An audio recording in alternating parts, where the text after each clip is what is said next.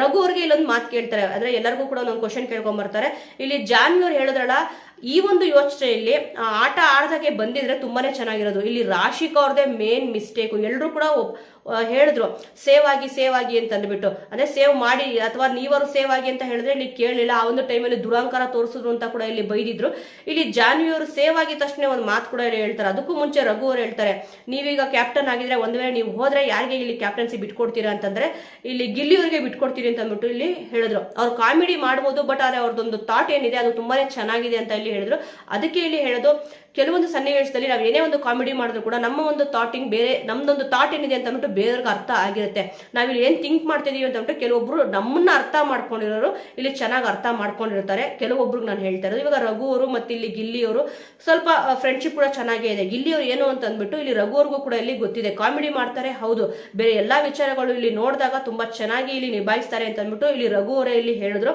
ಸದ್ಯ ಇಲ್ಲಿ ಇವರು ಜಾನ್ವಿ ಅವ್ರು ಹೇಳ್ತಾರಲ್ವಾ, ತಪ್ಪಾಗೋಯ್ತು ಹಾಗೆ ಹೀಗೆ ಅಂತ ಅಂದ್ಬಿಟ್ಟು ಅವ್ರು ನಾಮಿನೇಟ್ ಆದಾಗೂ ಕೂಡ ಇಲ್ಲಿ ಅಳ್ತಾರೆ, ಮತ್ತೆ ಇಲ್ಲಿ ಸೇವ್ ಆದ್ರೂ ಕೂಡ ಇಲ್ಲಿ ಅಳ್ತಾರೆ. ಅದನ್ನ ಬೇರೆಯವ್ರ ಮೇಲೆ ಬ್ಲೇಮ್ ಮಾಡ್ತಾ ಇದಾರೆ. ಇಲ್ಲಿ ಎಕ್ಸಾಂಪಲ್ ತಗೊಳ್ಳೋದಾದ್ರೆ ರಾಶಿಕ್ ಅವ್ರು ತಪ್ಪು ಮಾಡ್ಲಿಲ್ವಾ, ಇಲ್ಲಿ ಸುದ್ದಿ ಅವ್ರನ್ನ ಸೇವ್ ಮಾಡೋದಿತ್ತು. ಅದನ್ನ ಬಿಟ್ಬಿಟ್ಟು ಆಪೋಸಿಟ್ ಟೀಮ್ ಮೇಲೆ ಇಲ್ಲಿ ಹಾಕಿದ್ರೆ, ಯಾಕಂದ್ರೆ ಅವ್ರು ಫಸ್ಟೇ ಸೇವ್ ಆಗಿದ್ರು ಮತ್ತೆ ಅವ್ರನ್ನ ಇಲ್ಲಿ ಈಚೆ ಕಳಿಸ್ಬಿಟ್ರು ಅಂತ ಅಂದ್ಬಿಟ್ಟು ಇಲ್ಲಿ ಹೇಳಿದ್ರು. ಮತ್ತೆ ಮಾಡುವವರು ಇಲ್ಲಿ ಡೈರೆಕ್ಟ್ ಆಗಿ ನಾಮಿನೇಟ್ ಮಾಡಿದ್ರು, ಯಾಕಂದ್ರೆ ಅವ್ರು ಒಪ್ಲಿಲ್ಲ ಸುದ್ದಿಯವ್ರು ಹೋಗೋಕೆ. ಇದು ಮೇನ್ ರೀಸನ್ ಇಲ್ಲಿ ಮಾಡುವವ್ರ ಮೇಲೆ ಎತ್ತಾಕ್ದಂಗೆ ಆಯ್ತು ಜಾನ್ವಿಯವರು. ಫಸ್ಟ್ ಆಫ್ ಆಲ್ ಇಲ್ಲಿ ಮೇನ್ ಅವ್ರು ನಾಮಿನೇಟ್ ಆಗಿದ್ದು ಒಂದಾದ್ರೆ ಇಲ್ಲಿ ಜನಗಳು ಉಳಿಸ್ಕೊಳ್ಬೋದಿತ್ತಲ್ಲ, ಏನಕ್ಕೆ ಉಳಿಸ್ಕೊಂಡಿಲ್ಲ ಅಂತಂದ್ರೆ ಅವ್ರು ಆಟ ಆಡಿಲ್ಲ. ಮೋಸ್ಟ್ಲಿ ಇಲ್ಲಿ ಅಶ್ವಿನಿ ಗೌಡವ್ರಿಗೆ ಏನಾಯ್ತು ಅಂತಂದ್ರೆ ಬಕೆಟ್ ಟೀಮ್ ಇಂದ ಒಬ್ರು ಇಲ್ಲಿ ಹೋಗ್ಬಿಟ್ರಲ್ಲ ಅಂತ ಬೇಜಾರಾಯ್ತು, ಅಥವಾ ಜಾನ್ವಿಯವರು ವಾಪಸ್ ಬಂದ್ರು ಅಂತ ಬೇಜಾರಾಯ್ತು. ಒಟ್ನಲ್ಲಿ ಅಳ್ತಿದ್ರು. ಹೊರಗಡೆ ಹೋದ್ರು ಕೂಡ ಇಲ್ಲಿ ಜಾನ್ವಿಯವರು ಹೊರಗಡೆ ಅಂದ್ರೆ ಈಚೆ ನಿಂತಾಗೂ ಕೂಡ ಇಲ್ಲಿ ಅಳ್ತಿದ್ರು, ಮತ್ತೆ ಇಲ್ಲಿ ಒಳಗಡೆ ಬಂದಾಗೂ ಕೂಡ ಇಲ್ಲಿ ಅಳ್ತಿದ್ರು. ಒಬ್ಬೊಬ್ರಿಗೆ ಒಂದೊಂದರ ಇಲ್ಲಿ ರೀಸನ್ ಇತ್ತು.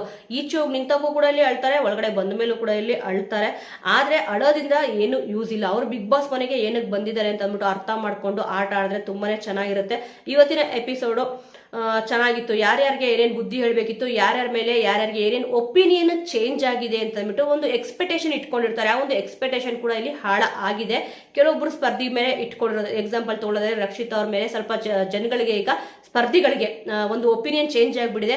ಆ ಒಂದು ಒಪಿನಿಯನ್ ಮುಂದಿನ ದಿವಸಗಳಲ್ಲಿ ಚೇಂಜ್ ಆಗುತ್ತಾ ಹಾಗೆ ಇರುತ್ತಾ ಅಂತ ಅಂದ್ಬಿಟ್ಟು ಕಾದು ನೋಡ್ಬೇಕಿದೆ. ಸೊ ವೀಕ್ಷಕರೇ, ಓವರ್ ಆಲ್ ಆಗಿ ಇವತ್ತಿನ ಎಪಿಸೋಡ್ ನೋಡಿದಾಗ ನಿಮಗೇನು ಅನಿಸ್ತು, ಯಾರ್ದು ಸರಿ ಯಾರ್ದು ತಪ್ಪು ಅನ್ನೋದ್ರ ಬಗ್ಗೆ ನಿಮ್ಮ ಒಂದು ಒಪಿನಿಯನ್ ಇದೆ, ಮತ್ತೆ ನೀವು ಯಾರಿಗೆ ಸಪೋರ್ಟ್ ಮಾಡ್ತೀರಾ ಅನ್ನೋದನ್ನ ಮಿಸ್ ಮಾಡದೆ ಕಮೆಂಟ್ ಮೂಲಕ ತಿಳಿಸಿ. ಮುಂದಿನ ವಿಡಿಯೋದೊಂದಿಗೆ ಮತ್ತೆ ಸಿಗೋಣ.